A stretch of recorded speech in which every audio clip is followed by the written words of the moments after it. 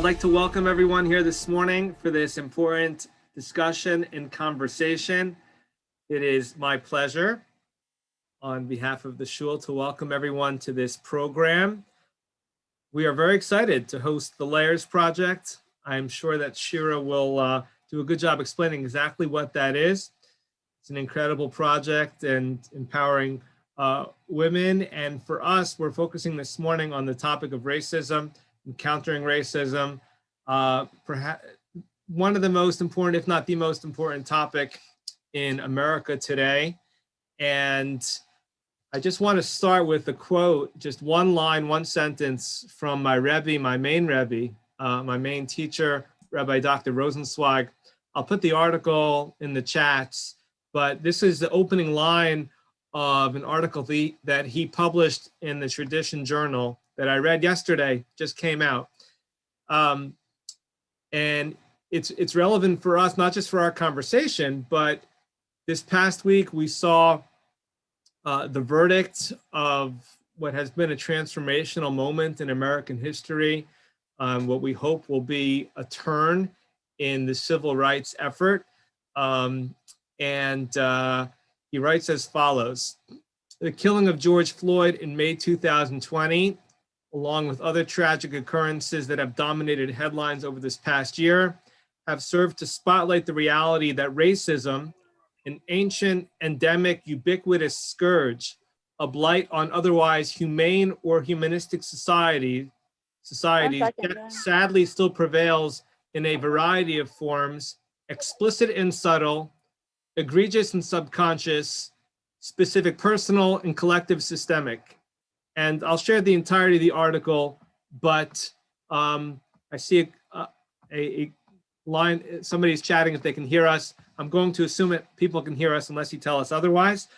We have somebody who's helping with the technology aspect, but this is really important. Our congregation is an interracial congregation, and we're very proud of that. It's very important to have diversity within a congregation in order to have a richness within the population, within a congregation, within a community, and it's something which is really important for us to celebrate.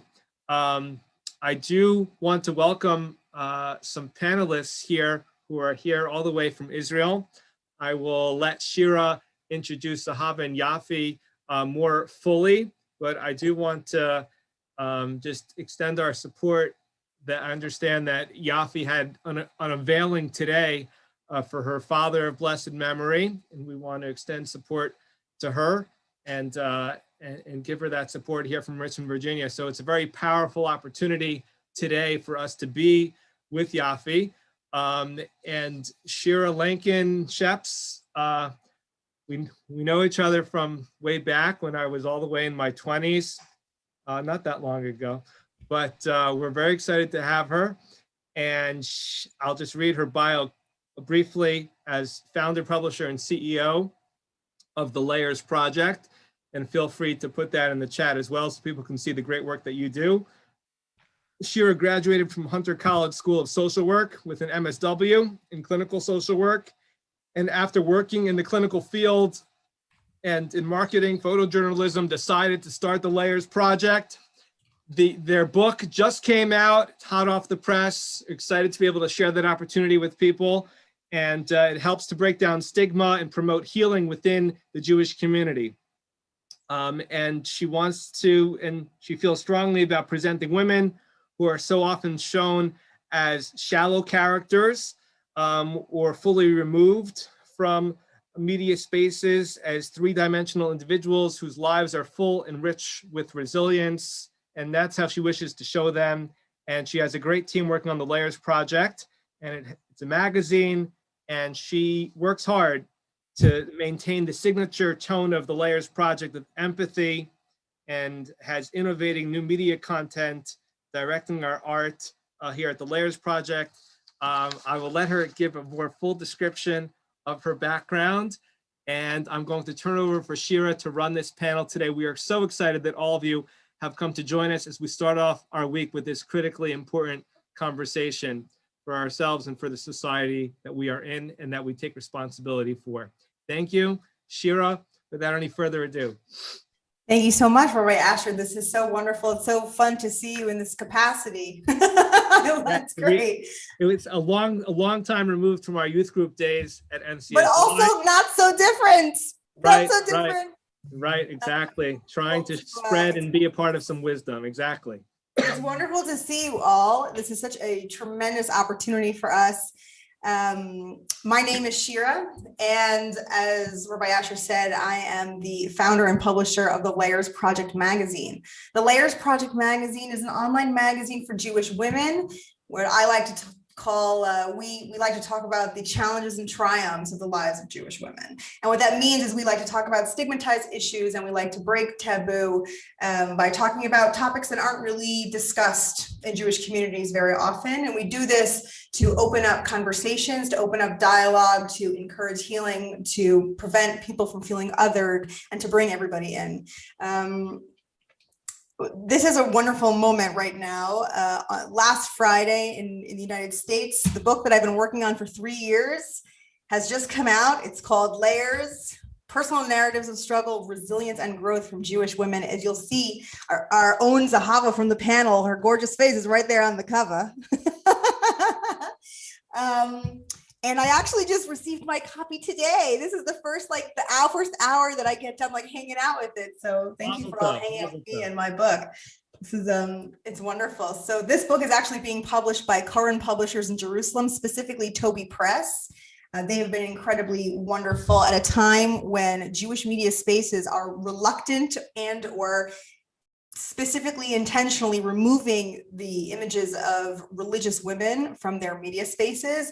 It's really thrilling to work with a publisher who was so excited for this project, who understood the value of it and thought that the stories of Jewish women were very important. To tell a little bit about the book, what's inside, my first year of Aliyah, I've lived here for 3 years, and my first year of Aliyah, it was on a Tuesday. I mean, Aliyah, on a Sunday, somebody pitched me the book idea, and by that month, I was already working on it. So my whole first year of Aliyah, instead of acclimating to the country, I was traveling up and down the amazing, amazing scenic views of this country, meeting Jewish women from all over the world. Most of them were immigrants and refugees. I'm mostly limited by my own Hebrew. So I spoke with English speakers all over the country, telling their stories. And so 2 of the incredible women that I had the honor and pleasure of meeting, and in the last 3 years becoming close friends with, is Zahava and Yafi. And I'm so honored and grateful to them for them being here today on this panel to talk about what we're going to talk about, which is facing and fighting racial injustice. So Yafi and Zahava, both in their chapters in the book, discuss their experiences with racism in their upbringing and how it manifests in their daily lives, their thoughts and their feelings on it. And it's tremendously powerful, tremendously important. And I'm so thankful for them being here today. I'm going to let them introduce themselves right now. Yafi, why don't you start? Tell us a little bit about who you are and why you're here. Hi, thank you guys all so much for coming.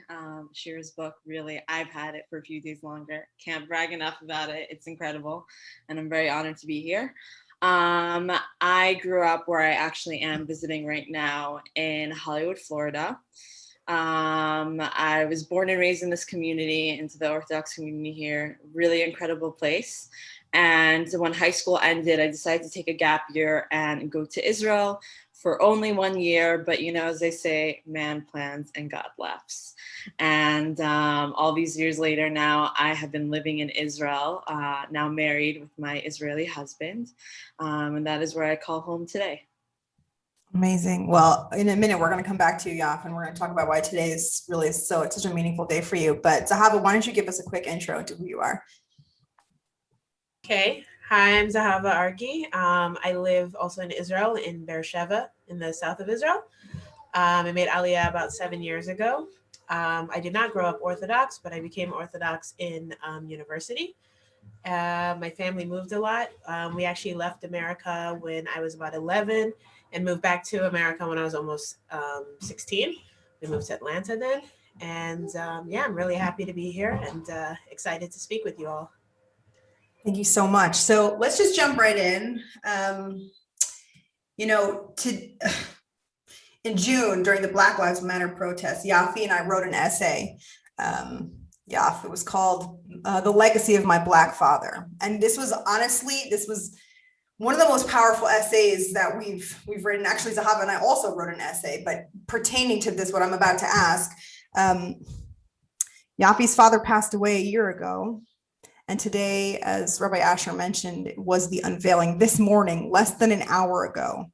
Yafi was at the unveiling for her father. So Yaf, why don't we take a moment right now to talk about your father, talk about his legacy, talk about today and what this means to you. Yeah, for sure. So I am very much so visibly a woman of color. And while that may sound like a funny thing to say now as an adult, the community that I grew up in was a predominantly, and particularly when I was growing up in it. Today now you'll see people of more varied backgrounds, but especially when I was growing up, the community I grew up in was very Ashkenazi and very Caucasian, and that was no problem whatsoever. My community was very amazing and still is till this day. But that just meant that I didn't really grow up seeing anyone who remotely looked like me. Not from my hair texture to my skin tone to my features, not in the slightest. And my father, on the other hand, my father did just pass away a year ago, as Shira mentioned. And while it's incredibly painful, it actually was very important for me to have this talk today. Shira offered, like, maybe like we'll figure it out like a different time, or we'll just sit this one out. And I said, no, actually, it's very important for me to do this. And the reason that is because my father was a very proud Black man and a very proud Jew. And those two things for him went hand in hand, and they were not separate. And when he raised me, it was very important for him to ensure that I was incredibly proud of my Blackness. I was being raised in an Orthodox community, so it was kind of a no-brainer that I would understand my Jewish heritage, but the community I was being raised in, since it wasn't a Black community, I didn't really have so much to look at or to reference or whatever in a personal way. And from day one, if we could take you on a tour around my house right now, you would see, like, in that room behind me, piles and piles and piles of books. And my father would make me sit and listen to the news and read and learn about slavery and history and everything. And my father was also not just one generation older than me, as most parent to children have in their gap, but my father was actually 2 generations older than me. I am 26 years old, and my father was almost 82 when he passed. And he was born in the 30s. And so he grew up in a very different America from the America that I grew up in. He grew up in a very segregated America. He fought in the civil rights movement, verbally, of course. And it was very important for him from his upbringing to ensure that his daughter understood what it means to be Black in America, not just in the scary side and in the negative aspect, but also in the proud side of respecting my legacy and understanding that even if it's not popular to be who I am in the space that I'm in, and even if it's a little uncomfortable that no one quite gets it, that I still need to remain steadfast in my pride for that. And he actually was raised, my father's a New Yorker, but he was actually raised from a very young age on a plantation, actually, in Tennessee. And if not for the times already of being born in the 30s and what that meant as a Black man, it was compounded by the fact that he actually spent the majority of his childhood and adolescent years in the Deep South, that it 10 times more so made it incredibly important for him to be an activist and for him to talk and to voice and to fight for both his Jewish community and his Black community.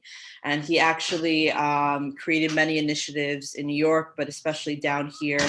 In the Black community, he created initiatives for young children who were either at risk or not to come to programs where they could learn useful trades.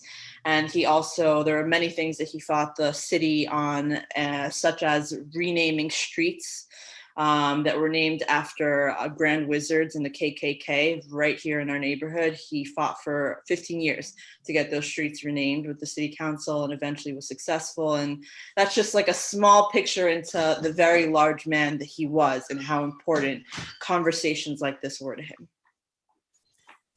Wow, I just feel so honored that we get to listen to you right now after this moment of after the unveiling. It's so important to keep his legacy alive. And I know, yeah, from everything that you do and you're speaking and featuring the book and everything that you've written, you are so proud of you. So we're really, really grateful for you right now. Zahava, let's transition and let's talk about what role did race play in your life as you were growing up? Hi. So yeah, it's interesting. Most of the time, I also didn't grow up around any Black people. When I was small, we lived in Alabama, and then, like I said, we moved out of the country a lot. So we were in Asia, we were in Mexico, so there weren't really a lot of Black families. So it was kind of interesting growing up, like as Yafi said, being the only one who looks like you, and having that kind of like play out a little bit in different situations. I would say in America, more so than race played out. Even though people noticed, people were relatively nice when I was younger. I think also just having a different cultural background. My father's from Nigeria and my mother's actually American. So we kind of had a like a foot in both worlds. Nigerian culture in America is very different from Black culture. So we kind of had to integrate those two aspects of our lives. And in other parts of the world, it was more kind of like educating people on who Black people were, because there was like no Black people in the country. So people had a lot of questions, or like kind of said weird things to us, or came up to us all the time, which is kind of hard for an introverted kid like I was and am. So it also became kind of a focal point sometimes, just going out somewhere, going out to the mall or to the store or whatever, that we'd constantly be reminded of our like otherness. So I think that was kind of like the biggest thing when I was growing up. Wow.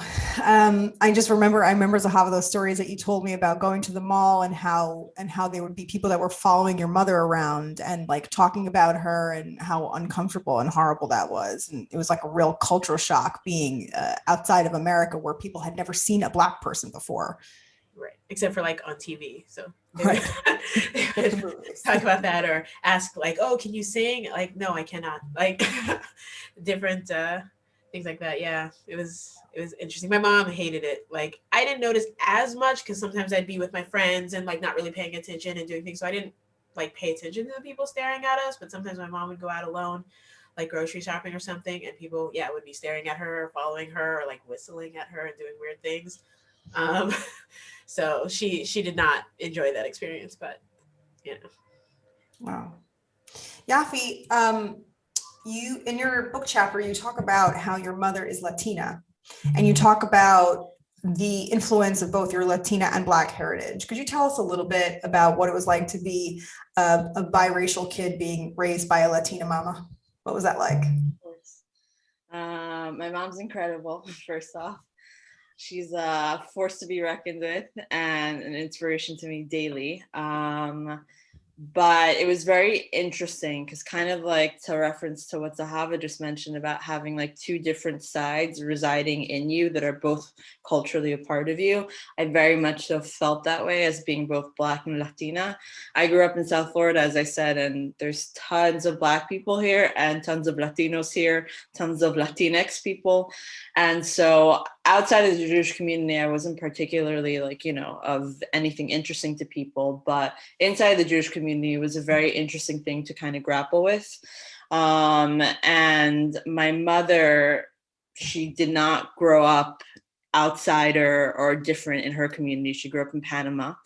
And my mother was not a Black woman, so she didn't have particularly textured hair. She wasn't used to the nasty comments that people would make about her child and so forth and so on. And I remember even as a young girl, understanding that she was doing the best that she could to both protect and support me. but also understanding like on some deeper level that like she wasn't the same as me in the steps she had to take in this world. And I remember that like as a young girl, my hair was a lot more like, I had like a lot smaller curls, and my mother's hair was a lot more like wavy and silky and fine. And that that was definitely a struggle as a little kid. Like she wasn't quite sure what to do with my hair. I had no idea what to do with my hair as a little kid.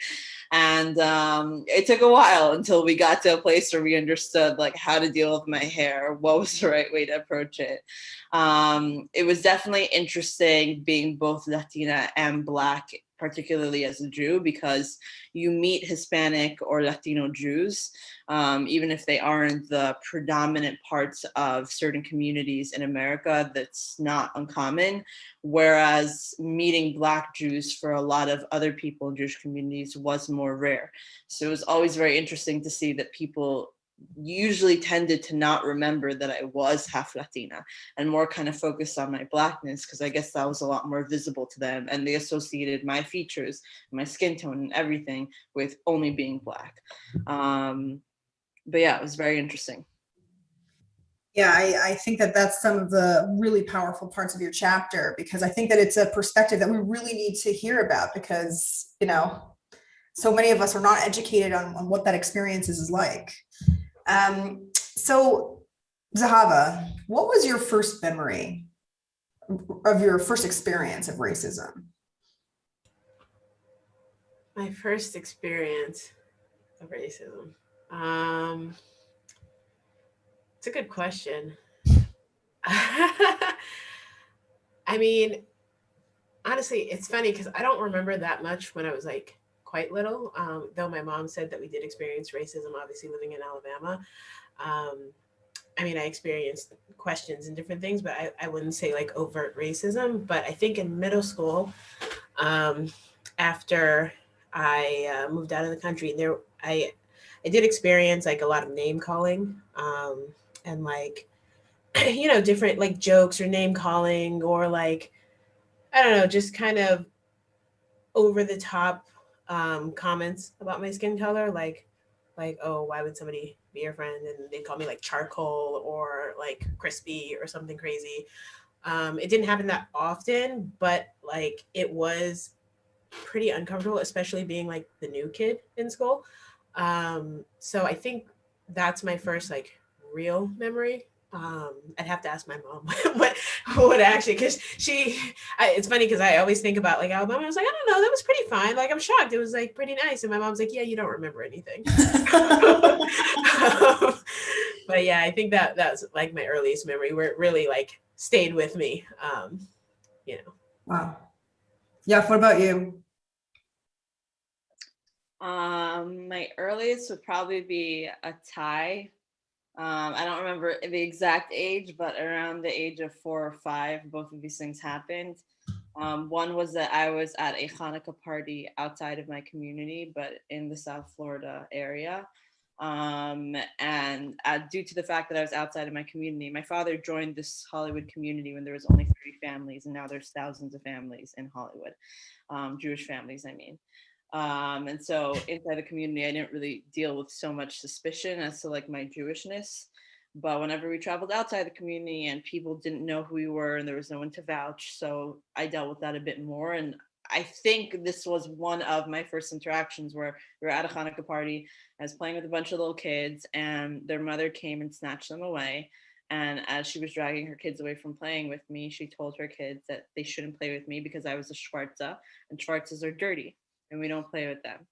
And then around the same time, which may have happened first, I don't know, but I actually had to switch schools when I was in kindergarten because my school didn't have a gifted program. It was the 90s, I don't know, it wasn't a thing back then. And so my parents sent me to another Jewish school further away from where we live that did have a gifted program. And at the time, the way they would do it was that they would pull out like the 3 or 4 kids from each little kindergarten class, and then we would go and have like our own class with a different teacher. And during one, and this I think is like a testament to show that like ignorance breeds ignorance, and that can sometimes lead to like hateful comments, even if it's done not maliciously and not knowingly. One of the little girls in my kindergarten class, who was actually my best friend. She was one of like my two besties. She one day asked the teacher as I was being pulled out, and as Zahava said, like, you don't remember a lot of these things. This story I didn't remember. My parents were very angry about it, and that's what stuck with me.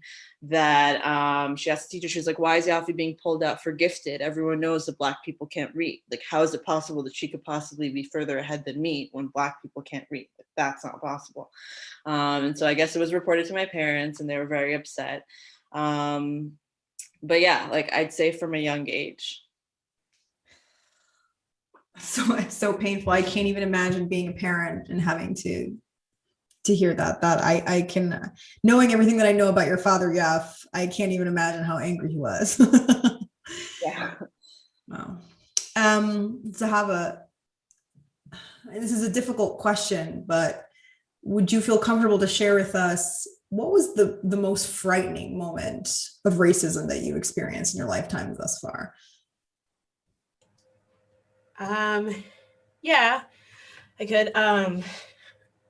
It's so after I moved back to America, I was actually kind of shocked by the level of racism that still existed in America. Like I said, I came back when I was almost 16 years old, so I missed like a huge gap. Like, I kind of thought, oh great, I'm moving back to America, and people who look like me and people who share my culture and whatever. But then I did experience a lot of racism, and I would say the scariest moment, which, like, sometimes I tell this to people because they, like, some people don't even believe me, but actually my friend was there with me. So we were basically driving to pick up some friends that were like kind of downtown. This is in Atlanta. And we were going home after that. We had like a dance practice. We went to pick up our friends, and then we were going home. So we picked up our friends, they hopped in the car, and then we drove like across the light. And then 2 cop cars pulled us over. They pulled out guns. They were yelling at us. They were in our face, telling us to get out of the car. We didn't know who they were talking to. And it was a convertible. So like, they grabbed 2 of my friends in the back who had just jumped in out of the car and arrested them. And they were screaming at us, talking about how we come out here thinking things are like Panama City. And when they were young, they were doing, like, they had no idea what we were doing there or why or anything. And it was terrifying. Like, I didn't know what they were talking about, what I did wrong, and what could have warranted them to pull out guns. It was me and a friend who's also a girl, and then the 2 guys who were in our dance group. So later on, when we got our tickets, I got a ticket for impeding the flow of traffic, and the 2 in the back got a ticket for boarding a moving vehicle, which it wasn't moving because I was impeding the flow of traffic at a red light. And for seatbelt laws, like for not putting on their seatbelt quick enough, I guess. Which to me, obviously that doesn't warrant 2 cop cars to pull us over and pull out guns. There's no need to pull out guns for something that's just impeding the flow of traffic. That's like a seatbelt law. Like, who are you trying to shoot to put on their seatbelt? Like, so it was like terrifying. I was like super upset. My parents were super, super pissed. And it was crazy. It was really, really scary. And it was shortly after we had moved back to the States, and I just couldn't believe it. I was like, this is the stuff you see on TV that you're like, oh, that's fake. But it actually— You were like 16, right? Yeah, I think I might have maybe been 17 already, but I was like 16, 17. You were a kid. I was a You're a kid. Yeah. With guns drawn in your face. Yeah. It was terrifying. Thank you for sharing that. It's such a painful memory. I remember hearing it when we wrote our essay in June, and it stayed with me ever since. So thank you for sharing that again on this panel. Yafi, I know the story that you're going to share, but if you could share with us. I think that the most frightening interaction that I've had personally, certainly not the most frightening one in my family, but for me personally, was when I was younger. We had been living in the neighborhood and in the very house that I'm talking to you guys from today for a few years at that point. And as I mentioned earlier, my father was literally part of the founding families who created this community. He joined this community 20, 30 years before I was ever born, a long time before I ever came to this world. So he had been around this community for a very long time at this point. And it was nighttime, and I was a little kid who didn't like to follow the rules. And when it was bedtime, I would sneak off and sneak out with my book a little bit later to read on the couch. And this night was just like every other night. I had been sent to bed, and I snuck out to the front of the house to read on the couch. And I suppose my father had just stepped outside. He was standing outside the door. I didn't know this, but I guess he was. I became made aware of this when all of a sudden there was just like light flooded the room from the outside. There's a big bay window and light just flooded the room. And I peeked outside and I couldn't really make out what was going on, but I could see the silhouette of my father literally on our doorstep and someone approaching, hand on their hip. And it turned out that it was a policeman who drove onto our property. Like, I don't know how many of you guys have been to Florida, but it's not like, like it is in New York where like, the sidewalk is very close to your door. Like you got to walk up someone's property to get to the door most of the time.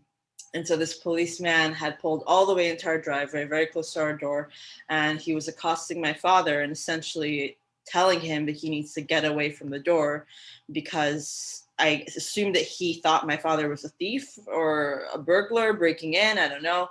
And my father, unfortunately, was very seasoned in altercations with police. And so I could hear him very calmly, but loudly from a distance, trying to tell the police officer, can I put my hands in my pocket to take out my ID to show you this is my house? I live here. I own this house. I bought it with my own money. I've been living here for years. And this just went on for a while, and it became more and more aggressive until eventually the policeman had his hand on his gun and was yelling at my father to the point where my mother, who was in the back of the house, heard the yelling and came to the front, saw me sitting there peeking out the window, terrified. And she ran outside. And when she came outside, my mother being Latina, isn't Caucasian, she is lighter skinned. And the police officer kind of, took a step back, but was still not stopping. And she started pleading with him. She's like, my daughter is literally inside watching and hearing everything. Can you please stop? You're terrifying her. You're scaring us, quite frankly. The police officer essentially didn't back down, and it pretty much ended with my father asking for his badge number and his ID to ascertain, like what exactly happened. And he pretty much refused and turned and walked away at that point and drove off. My father later followed up because, as I said, he had been in the community for many years, was very well known, and followed up with our local police station just to see perhaps, the policeman had been called for something, a neighbor, I don't know, nothing. He was just a neighborhood cop on patrol, the cops who, our neighborhood pays to patrol our streets to keep our streets safe. And he decided that there was no way that a Black man could possibly be living in this neighborhood. And yeah, that really shaped a lot of how I saw racism from like a young age. I mean, following the news today, it's not a shocking story, but as a human, it's shocking. Absolutely shocking. I can't imagine being so little and seeing something so scary like that. That's so painful. If I could just add something, yes. I think that what you just said is really important, because I know that after we wrote the article that we wrote together that was particularly on the story, it reached the rabbi in my community who we're very close with. Yeah. And he was very moved by it. And so he sent it out to our whole community. And as I said, grew up here. People have known us for a long time. It's not a secret that we're Black. And I cannot explain the sheer numbers of people who emailed, text, called, came up to me in Shul, came up to me in the street, still now, a year later, saying, I cannot believe that happened in our community. Like no one ever thinks that it's going to happen in their community, because everyone feels like there's no possible way that racism could exist in our space because we are educated and enlightened and everything. And it can happen anywhere.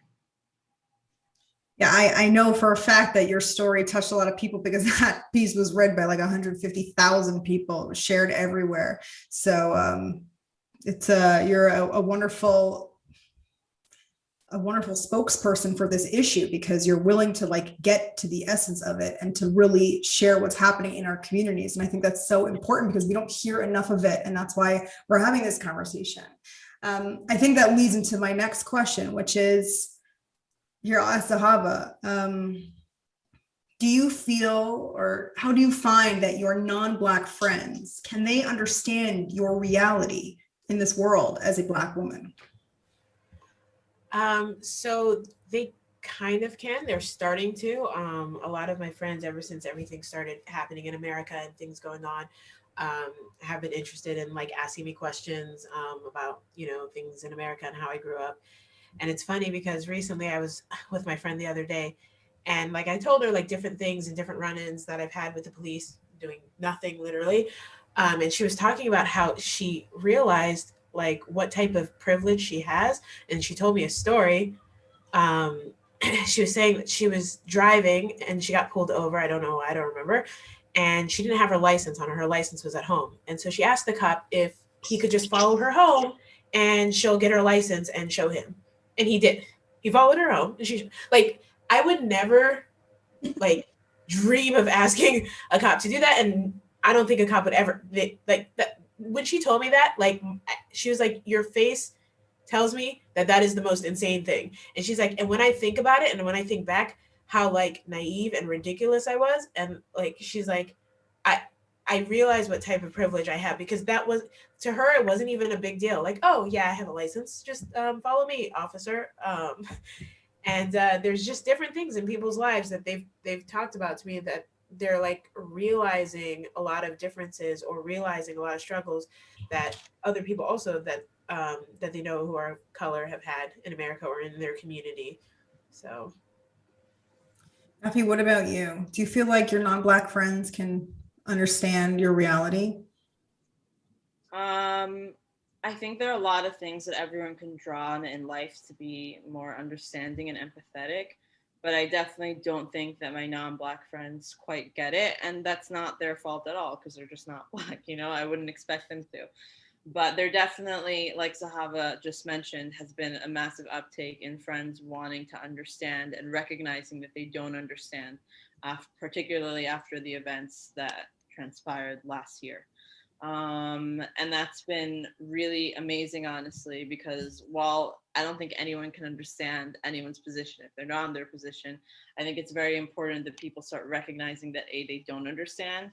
Because I think when we, you know, very confidently believe that we do get it, then that breeds like the inability to actually recognize when you're not getting it. And then that in turn continues and perpetuates the cycle of all these negative and unnecessary biases that are hateful and quite frankly dangerous, literally life-threatening, to continue and just keep growing from generation to generation. Oh. Let's talk a little bit about what it means to be Black and Jewish, being Black in the Jewish community. I think a lot of people are asking this, and I think that this is what we're here to talk about, really. Let's just, I think that it's, many people would easily say, oh, there's no racism in my community. Oh, not at all. But let's talk about microaggressions real quick. Okay, maybe Zahava, tell me a little bit. Have you ever experienced any microaggressions in the frum community, the Jewish community? What's that been like? Yeah, sure. I definitely have. People like they just really don't notice what they're saying. They don't think about things before they say them. I had two stories actually, really quick. One, I don't know if it's a microaggression, but I'll start with the other one. When I was in New York before my wedding, I was with my mom and my mother-in-law, future mother-in-law, and I was going to pick out shaitels for Which is a wig for people who don't know. Wig, sorry, yeah, the wig that religious women use to cover their hair. Exactly, and so we went into this Jewish shop to look at them, and this lady is like kind of following us, which could just be like, oh, let me see if they need help or what they're looking at. Fine, I don't like jump to conclusions usually. And she comes up to us and she's like, oh, do you need any help? And I'm like, for now, I'm just looking. And she's like, well, I don't think you're going to find anything here for you. Which, like, I can't afford it. I don't know why someone would say that other than they don't want my money. So like my because mom he was almost just like he said so many things that just like really made sense, and also like it's nice to hear his voice because I feel like after they die, like you kind of like not that you forget what they sound like, but in a way, oh, that was something else. Yeah, so my mom was really upset, and we just decided to leave because I didn't want to start anything over the top, but we left. And then there was another. It's a kind of funny incident. I don't know if it's a microaggression. It's kind of just like racist, but kind of weird because like in the Jewish community, a lot of times somehow some people kind of separate Black Jews from other Black people. In a way, they kind of sometimes push them apart. So this is also by my wedding. Right before we went to a place, whatever, to go pray before the wedding and do some preparations and whatever. And me and my friends took a Jewish driver back from where we were. It was like we were in Queens and then we were coming back to Brooklyn. And one of my friends is also Black and Jewish. And then the other one is married to a Black person. So her son is half Black. And so we're like, okay, so he's asking where should he drop us off? And we're like, oh, just drop us off on the corner over there and we'll each walk to our own places. It's not so far. And like, you don't need to go around because like driving in Brooklyn still sucks. So we'll just walk. And he's like, no, I can't let you out. It's late and there's a bunch of Schwarzes walking around. Oh. And we're like, but where are Schwarzes walking around? Wait, like there was so many things in my brain that I just couldn't like. And my friend whose son is half Black, like she's very outspoken, and she's like, "Are you serious? Like, did you really just say that in this car full of people?"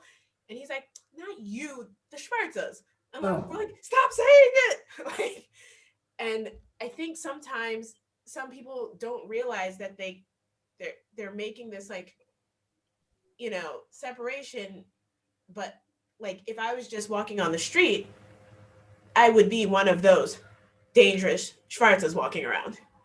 So I need to read more. so disturbing. Wow. Yafi, I haven't asked you this question yet. Or what are some microaggressions that you've experienced in the Jewish community?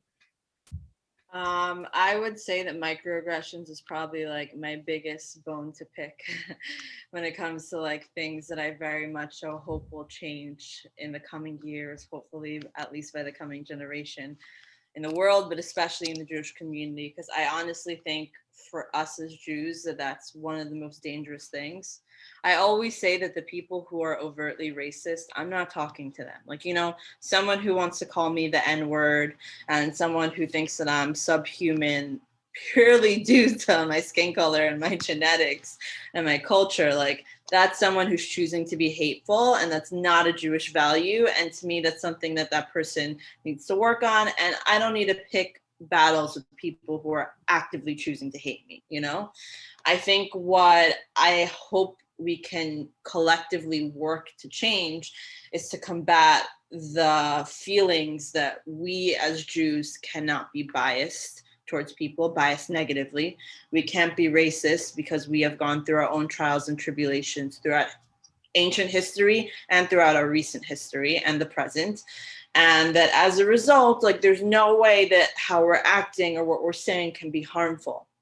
And to me, that rears its head in the form of microaggressions. And that I think is very dangerous because it just continues that whole cycle of people not recognizing that what they're doing is a problem. And by not recognizing that what they're doing is a problem, even if they themselves are the most open-minded, genuinely like they have no problem with people of any race or creed or anything, sometimes it becomes a problem because perhaps the jokes that they may not have stopped at the Shabbos table, or the thing that they saw in the movie that they laughed at, or the comment that, I don't know, like someone in Shul made, maybe to them, they think in their head, oh, that's not right, but I'm not going to say anything. I'm not going to make a fuss. But then their 5, then 10, then 15, then 20-year-old child next to them is in this surroundings and in this environment where they're hearing thing after thing after thing after thing, and you have no idea who that child will grow to become. You know, maybe that kid will just be someone who's a bit racist, but maybe that person will become a lawmaker or a police officer or a community leader one day, you know, and that person will have ingested, perhaps not by their fault when they were a child, but due to the fact that no one ever stepped up and said, that's not okay, that child will have ingested and turned into an adult who then is regurgitating this same narrative that Black people are dangerous, Black people are this, they're that. And I think that that's probably one of the biggest problems that our community faces. Perhaps that's me being very hopeful, but I would obviously like to think as a Jew that, like, you know, we understand that racism is technically wrong. You know, I do feel that that's like a Jewish value to recognize that, like, you know, we should, you know, love people and accept them. And I think that it's very much so a lot of times that dissonance, kind of like Zahava mentioned. One of my closest friends, who still today is one of the closest people in my life, and as a result, I was very close to their family growing up. One time was discussing something years ago, not even recently, years ago, was discussing something that happened involving someone Black and racism in the news down here in Florida. And I guess my friend wanted to make the point, and she was like, well, how would you feel if that happened to Yafi? Because I guess she didn't feel like her parent properly understood what she was trying to convey. And I remember that my friend's parent looked at her and was literally confused. And she was like, what? Like, why are you bringing Yafi up? And she's like, well, Yafi's Black, so how would you feel if this exact situation happened to Yafi? You wouldn't think that it was fair then. And her parent was like, Yafi's not Black, she's just Sephardi. And it made me laugh when she told me this, because like I mean, I'm married to an Ashkenazi man today, but yes, I technically was Sephardi, you know, like that was like, you know, like we bench Sephardi, we daven Sephardi, that's where my family was from. But I'm not just Sephardi, like, you know, I'm not some like ambiguous sort of creature that's like the Sephardi creature. I was a Sephardi Black woman, the same way how there are today loads of Black people who are Sephardi, Ashkenazi, Temani, whatever they are, and however they practice. And it just was very interesting to me. And I think it's moments like that where people don't recognize that, like, the whole I don't see color, I just see you as a Jew thing is a bit problematic, because then it doesn't allow you to see when me, the Black Jew, because I'm very much so both those things, I'm not more one, less the other, they're both equally me. When Yafi, the Black Jew, is in trouble, you know, or when Yafi, the Black Jew, is crying out for help. And that's incredibly, incredibly dangerous. Yeah, that really leads me into the next question, which is, Zahava, what do you want people to know about what it's like to be a Jew of color? It's a good question. I mean, it's hard to really say, because again, no one's gonna really know what it feels like or what it is to be a Jew of color. I would say that maybe think about how you would want to be approached or thought about. I get a lot of times people, they see me and they want to ask me, oh, what's your story? Or, oh, like, you know, and I'm like, I don't really have a story. And what's your story? Like, what do you mean? Or, I mean, I've even had people ask me like, oh, are you Jewish? I'm like, I'm davening and shul. You know, but like, just think about like, if, you know, I was a slightly, you know, different color or whatever, would you ask the same question? Would you think that you have a right to ask me what's my story or my background or my this or that? Like, it's weird. Like, I just want to say, in the book, we have several Jewish women of color, and some women wanted to share their family history, and some have long lineages of Jewish history, and some women are converts, and some women share that fact and some women don't. And I've had some feedback from some readers who say, well, what's so-and-so's deal? And I'm like, well, what do you mean? Like, what's her deal? Like, how is she Jewish? And I was like, A, that's none of your business. B, that's like a totally inappropriate question to ask. And I think that's something that's really important for the Jewish community to learn, is that it's not appropriate to ask Jews of color how it's possible that they're Jewish, because that is racist. Yeah. Sometimes when people might ask me that, I'd be like, well, what? Like, they're like, oh, did you convert? Oh, what? Why would you think that? And a lot of times they don't want to say, oh, because you're Black, because hello, that's the only reason you're asking, and that's, inappropriate. So yeah. We're running short on time. I just want to make sure that we tackle this really super important part, which is the fighting racism issue. And Yafi, let's talk for a second about moving the community forward. Okay, we've talked about now some of the issues, some of the things that Jews of color struggle with. Let's talk about now, how do we rectify this? How do we heal the community? How do we move this community forward, Yafi? So I think that the Jewish community is home for me, like the only reason I feel comfortable doing these talks and talking about such a uncomfortable and unfortunately negative issue is because the Jewish community is home, like this isn't a community that I'm looking at from the outside saying, no, like this is my home that I'm trying to strengthen its foundation for today and for future generations. So like all of the things that I do and I talk about, like I don't take lightly and I don't say lightly. And I want people to recognize that if they don't think it's hard, it's incredibly hard. And for those who feel like it's an insurmountable challenge and that things just already are the way that they are, trust me, I understand how difficult it is. But to me, there's like 3 very important steps that we as individuals and we as a community really need to be taking. I think that the first thing to do is really to educate ourselves. I say that very humbly, knowing that I am probably among one of the youngest people in this conversation right now. And I say this only with my father above me in Shamayim, knowing that he would very strongly advocate for this. My father, in even his elder years, in his 70s and 80s, was constantly running into peers, people his same age, who were wholly unaware of certain things that any Black person in America were aware of historically. Everyone knows about Martin Luther King and Malcolm X and the civil rights, and everyone thinks that they know about everything because we grew up in America and we learned history in high school and in middle school and so forth. But there are so many gaping holes in what the average person knows about Black history. And I'm not even talking about personal Black history. Like we could sit here for the next 10 hours if I were to tell you all the stories that my father told me about the things that he personally went to.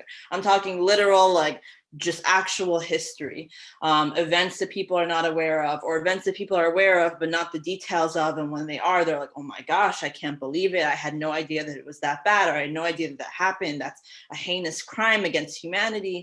So I think the first thing is really to educate ourselves. Like if you think that you know everything that there is to know about Black history in America, probably take a step back and do an even deeper dive, I know that for people who really like documentaries of the 13th, which was playing on Netflix for a long time, and I'm sure you could get anyhow if it's not playing on Netflix still, was very informative for a lot of people. There were many people who are far my senior who were reaching out to me after I suggested, doing a deeper dive, and who came to me and they're like, I'm embarrassed to say that a lot of things I did not know.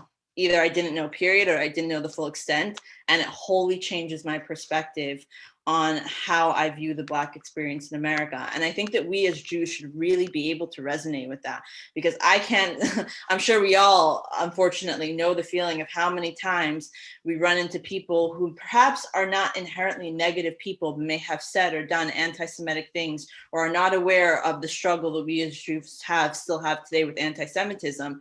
And when you sit down with them and you start talking with them, not even about your personal experiences once again, but just about Jewish history, even just in the past 100 years, a lot of times people are shocked. Maybe they've heard about the Holocaust and they think that they know everything about the Holocaust, but when you actually start sitting down and discussing things with them, they're like, oh, I didn't realize that happened. And this happened? No, that can't be possible. And you're like, yes, it is possible. You simply That's what we're were trying not to tell you. educated about this reality because it's not your history and it's not your fault. You know, like I'm not educated about the histories of all peoples and all races and religions on the planet, but I am very aware of that and I keep that in my mind so that when things come up, I recognize that I don't have the full extent and that I need to do my homework to properly understand. So I would say that really educating yourself through whatever is your favorite medium of education, whether it's reading or documentaries, is really important. And I put a focus on things that are actually not fiction, please. Because, and I mention this a lot, that a lot of times people will watch really cute movies like The Help, and The Help's a really nice movie. I love it. It's great, but it's not reality. That's not actually what happened. That wasn't the Also, like reality. a white savior complex there in that movie. That's not great. And while it's a great feel-good movie and I love to watch it myself, please don't use it as like, you know, something to rely on for understanding what it is to be Black in the world and in America. I think then after that, the second, and what I personally think is the hardest part, is to do a cheshbon nefesh, as we say in Judaism, an introspection, you know, with yourself. It doesn't need to be in public. It doesn't need to be for anyone else, whether it's talking to yourself internally, writing it down in your journal, whatever it is, just to actually kind of, you know, push the boundaries and question yourself on whether or not you're fully pushing yourself to understand this to the best of your abilities. And this is uncomfortable because we all have things that we need to be pushing ourselves to be understanding better. And as a community, I think we can all do better. And I think that we all have a lot of things that we have going for us that we may not realize help us. You know, I can say that as a Black Jew, but a Black person who has a lighter skin tone, I have a lot of privilege. I could say that as someone who grew up in an affluent Jewish community, I have a lot of privilege. There are a lot of experiences that my family members who look very similar to me in skin tone and features did have to go through that I didn't, because I grew up very well protected in this community. So we all have things that might be shielding us, and they're not our fault. It doesn't mean that you're a negative person, but everyone has something that perhaps might be obscuring their vision a little bit from fully understanding further. And then the last step is really action in my eyes, you know? And action does not mean that you need to become the next activist and the next rebel rouser and you need to do crazy things. It doesn't mean that. Action can be quiet and it can be simple. It can be something as simple as when your friend makes some inherently racist joke at the Shabbos table to just say, we don't really do that here. You know, that's not okay. And if it's so impossible to do that in public, sometimes it's not the right scenario to do that and call someone out in front of hundreds of people or in front of a huge group or whatever. Or perhaps you even know that if you do that, the person will double down. Then, you know, to pull them aside afterwards, call them after Shabbos. You know, there are so many ways to be the change that we are all wanting to see in the world without being some huge, huge, huge person. Each one of us, if we said it's too hard and I can't do it, it would never end, you know? We as Jews know how much one person standing up and doing something even quietly that wasn't going with their community has helped us throughout history. So yeah, that's what I think that we as a community can really do to help ourselves move forward. Thank you so much for sharing that, Yaffa. It's really important for all of us to hear sitting here today. And I think that, God willing, we'll all really put our best effort into educate ourselves and to do that introspection and to stand up when we see something that's just not right. Just to close, before we take questions, I want to ask Zahava. Zahava has sweet little boys. I'm sure some of you have children or grandchildren. The question is how, and I think that, you know, this conversation is best done, this conversation about racism and this issue, this dialogue is best done when kids are little, right? Because we need to educate our kids about how do we treat people in the world? How do we see the world? So Zahava, do you have any insights for us about what's the best way to educate our children or grandchildren around issues of racism? Yeah, sure. So I would say the best way to do it is to talk to your children about race, introduce race to them, acknowledge race. Like Yaffe said, the colorblind thing doesn't work. It's it's actually the opposite. So identify race, talk about these different things, introduce kids to different types of materials, books, media. You know, if you're buying dolls, maybe buy dolls in different shades of skin tone, you know, and not have everything be the same all the time. Like they can play with all different types of things. Also, I would say a lot of Jewish books are now coming out with more diverse characters. So it's also important, not just in like a regular space to have diverse media, to also try to look for the books that also include Jewish children of color. So when they do encounter a Jew in their community of color, that they know that that's a thing, and they don't need to be shocked or confused. Like, how could that be possible? They've already seen it. They've already been exposed to it. They already know it. And it's just normal, just like Ashkenazi and Sephardi, like whatever, like we said. It's just a normal part of Jewish life. And it's a normal part of greater life. So it just definitely needs to be a part of the conversation. And it could be, you know, kind of casual, and also just make sure it's in like an age appropriate way for each child, how they connect, how they learn. And I think that's the biggest thing someone could do. Just talk about it and help children be aware, and that it's okay to be different, and it's okay to look different from your friend, or to have different things. And that's across the board. Skin tone, hair color, height, everything. It's fine to be different, and it's great. And that's what makes everything great. That's what makes all people great. You know, we have our differences and we have our strengths. So I think that would be the best way to approach that. Thank you so much for sharing that. I know that after speaking with you and with Yafi back in June, and also over the last 3 years, I've done a lot of cheshbon nefesh on this issue, and have had really amazing conversations with my kids based on all of your advice and your thoughts. And I just want to thank you. And I want to thank you today for speaking on this panel, taking time out of your very, very busy schedules to be here. There's a few questions that I'll, if anybody has questions, feel free to send them directly to me or to the group chat. The first question is, what about racism that exists in Israel? Does anyone want to answer that? Anyone experience racism in Israel? I always believe in being very honest. I personally have not experienced so much racism in Israel, but I also think that's partially in part, like, this is why we're here, to be honest, guys, you know? I think that's partially in part to like the way I look.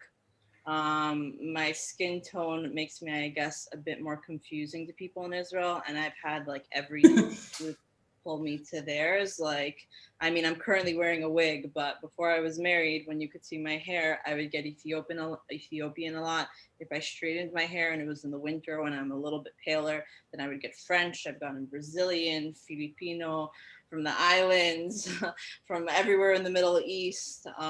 So I haven't really experienced so much racism as directly. Lots of microaggressions as always, but not so much overt racism. But I also know that that hasn't been the case for a lot of my friends who are Jews of color, whether they have my skin tone lighter or darker. I know a lot of them have. What about you, Zahava?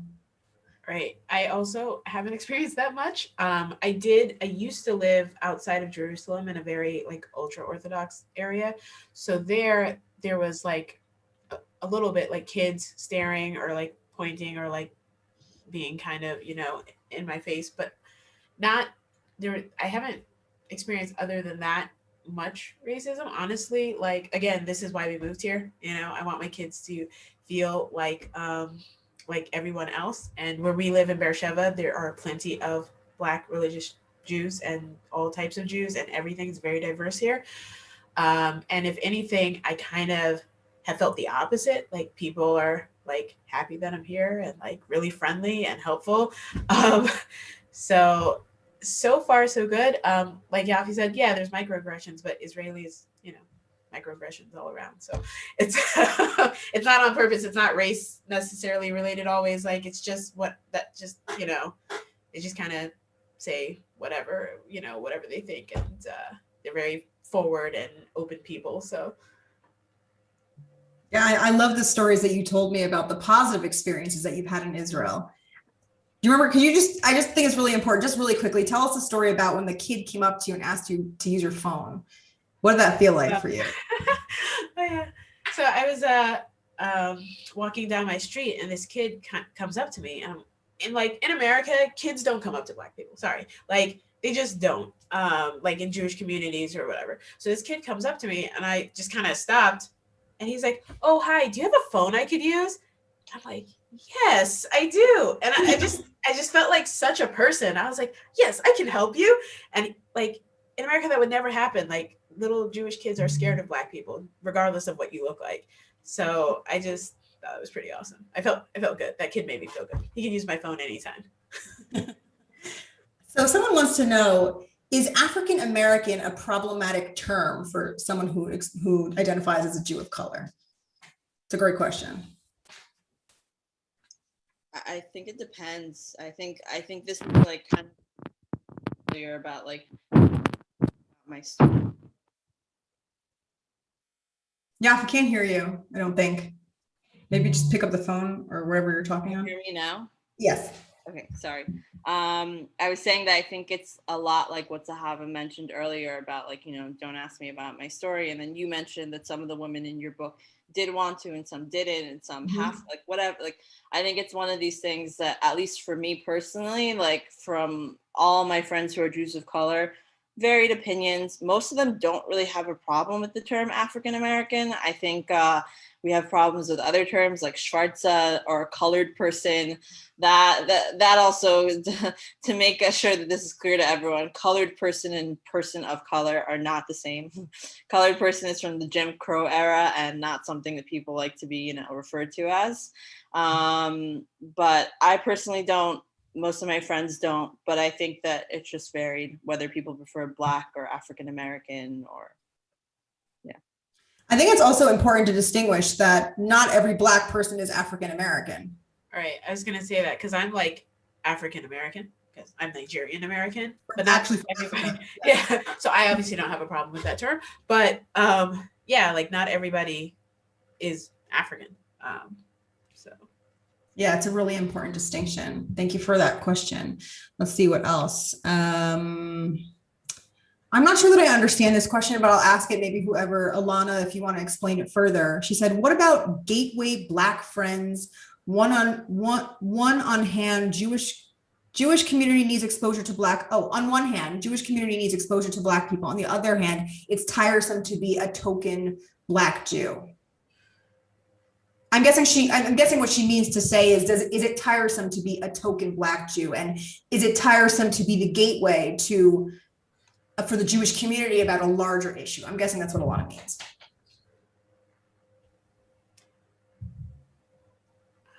I guess I can answer. So I think I know what you mean. I did, like, when all of this race talk started, it does kind of get tiresome. I've seen some of my friends post like everybody's asking them about race and to educate them and to do these things, and they're like, there are plenty of mediums where you can learn about race and race relations and history that I don't have to be bombarded. I'm not your personal educator or your personal tool. And there was a point in time that I also got tired of talking about it and fielding questions and answering things.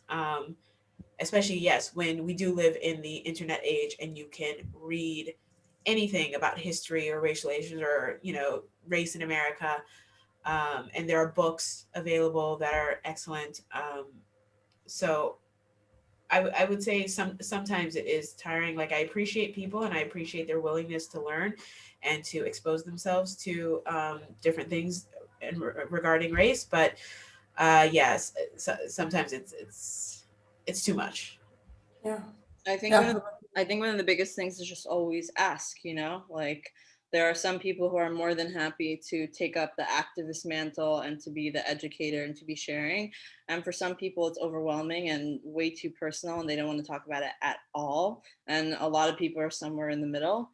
I think the most important thing is really to just ask. And I think also, like, while it's very dangerous to get into the headspace of thinking that you fully get it because you have your own struggles, I do think that we can always use the negative things in life to try and better understand people who are also going through difficult things. And I think as Jews, we can very easily, imagine, if you were living in a community where you were the only Jew, how would it feel in a rising sea of anti-Semitism after attack after attack after attack, where you're bleeding and hurting, to constantly be fielding questions and answering and being a resource? Perhaps in the beginning it'd feel good, perhaps it wouldn't. I think it just depends on the person and their bandwidth for this. Thank you so much. This has been incredibly informative. I know for me, and I know you both for a long time now, and I know your stories, and I've heard so many stories, so many more that we haven't shared here, but it's amazing how much you were able to cover in this time, and how generous you were with your Rabbi Asher, you want to say something? Yeah, I wanted Yafi to share what she and I shared chatting with each other. It's very powerful for me that her rabbi was my predecessor here at Beth Israel. So Yafi, if you could talk about him and his impact on you, from bringing it home from a Richmond, Virginia perspective, all the way to Florida to Israel, I'd appreciate that. I think a lot of people here would, who knew him. It's actually like, as we say, like siyata dishmaya, like it's insane that like you put two and two together, because I just like Richmond, Virginia, like went over my head. Rabbi Davis is actually like an uncle to me. This actually is very on topic, but when my father first came to this community many years ago, and there was only like 30 families here, and Rabbi Davis was building this community up with the 20 plus families who had joined him.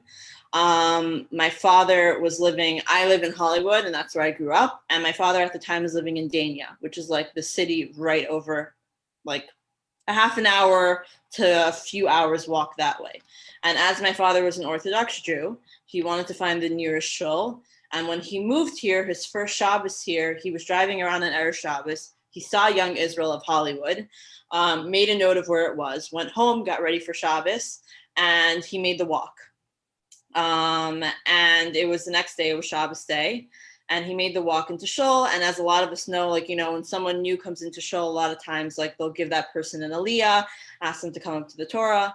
And so the Gabbai apparently asked Rabbi Davis, should I give this guy an aliyah? My dad was an Orthodox Jew. As the Hava said, he was davening, he had his talis on, he was shuckling at all the right moments, answering, clearly knew what he was doing and was not in any way an outsider. And so the Gabbai came up to Rabbi Davis and was like, should I give this guy an aliyah? Like, he might be like, he's a Schwartzel, we don't really know where he's from. And Rabbi Davis, before he even knew my father, Rabbi Davis and my father went on to have a very long and close and very humorous friendship together. They were besties, as I would say. But before Rabbi Davis had ever even spoken to my father, without ever knowing what their friendship would become or that they would have one, he looked at the Gabbai and he was like, if he was white, would you be asking me that? And that kind of silenced him, and my father got an aliyah, and that was kind of the end of it. And that was the beginning of their friendship. And Rabbi Davis was a piece of my childhood, a part of my household. Him and Meira and all their kids babysat me growing up. Like, whenever my parents had to do anything, they were like the aunt and uncle that was dropped off at their house. They were incredibly powerful for our community in general. As I'm sure you guys know, he recently retired, and they still live here. Meira actually was literally just here in this house yesterday. And they were just such a huge part of my childhood, such a huge part of my father's life. And I think, really, to their credit, their understanding and openness and willingness to understand and learn and accept was just, I know, monumental. It's why I was raised in the community that I was raised in, because my father found a rabbi who respected him, respected his Judaism, and a friend and a mentor as well. So it's so, like, almost like I have chills that, like, on my father's unveiling, I should be talking to the community that one of his closest friends was originally a rabbi in so many years ago. So Yafi, you should know Rabbi Davis was here for 10 years, and then he went to Hollywood. And like you said, you guys were one of the first 30 families, started an incredible community congregation there. So thank you so much for sharing that, as I think the role of the rabbi is very important in this conversation. Sorry, Shira. Sorry for No, that was so wonderful. I'm so touched right now. I had no idea. It's amazing what a small world. There's so many connections, even from people that I've heard who are listening in right now to this panel. And it's so wonderful. It's such a small world, and it's our job to heal it. So I'm so grateful for everybody's time, and thank you to Yafi and to Zahava and Rabbi Asher and to everybody who organized this panel and everybody that participated. We're really grateful to be here, and check out our book on korenpub.com. Use the code LAYERS15 for 15% off your purchase. It's shipping now. It's available now in the US. Well, great. Good luck to all of you on your book tour and to the Thank Layers you. Project as a whole. Again, thank you so much for coming to Virginia virtually. We're very happy to have you. And anybody who wants can follow up with me with follow-up questions, and Shira, I'll send them to you. You can see. I'm here. Really, to everyone here, thank you all for being a part of this important conversation. Thank you, Yafi. Thank you, Zahava. And looking forward to great improvements on this topic going forward. Everybody have a great day. And to you in Israel, enjoy the weather. Everybody have a Shavua Tov, all the best. So, Thank you. Much for having us. Thank you.